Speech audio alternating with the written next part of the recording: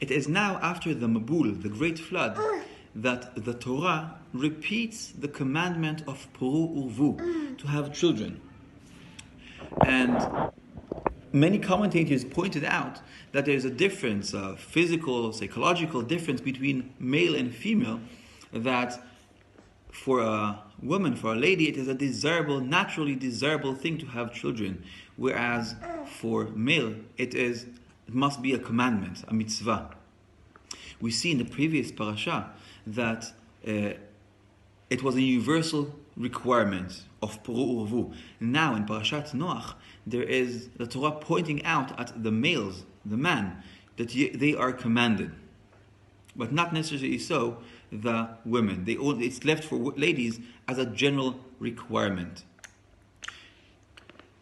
A question is, why now the commentators decided to give this interpretation, that differentiating between man and a woman, and why now men are commanded but not the ladies? Obviously, it has to do with before and after Gan Eden, because after Adam and Eve were expelled from Gan Eden, from the Garden of Eden, then for the first time, this delivering a baby is involving also risk of life as well as a painful process of delivery. Some sort of like divine ethical requirements stops Hashem in a way from commanding a woman to have children. Why? Because you cannot command to have something so painful and risky. Versus the men who are still under commandment. For women, it remains as a natural thing or natural desire. A very common question frequently asked is about the size of the family, how large your family is.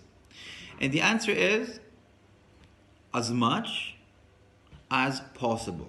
As much, because the more the merrier.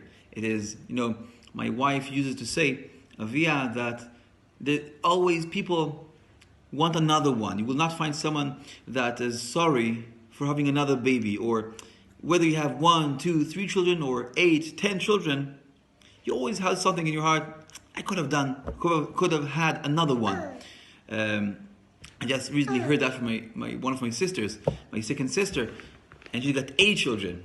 Why couldn't I have another one? So again, as much, this is the reason. Yet as possible. As possible means possible physically, of course, not to get into too much of a risk because of that.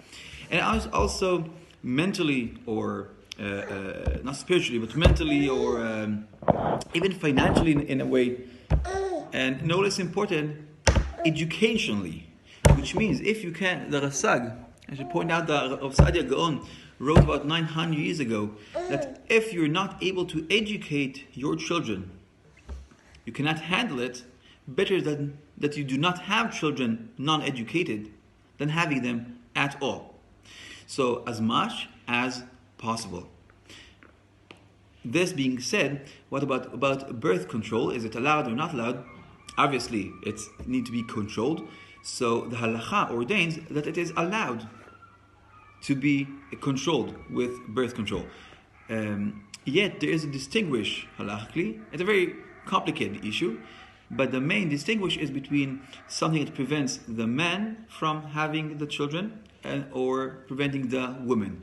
If you remember, we just said that the straightforward command to have children, not only as a natural thing, is for males.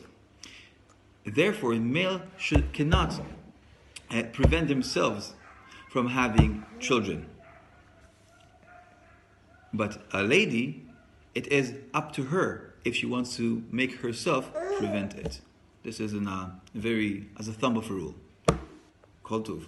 All the best. Pour vous and be happy.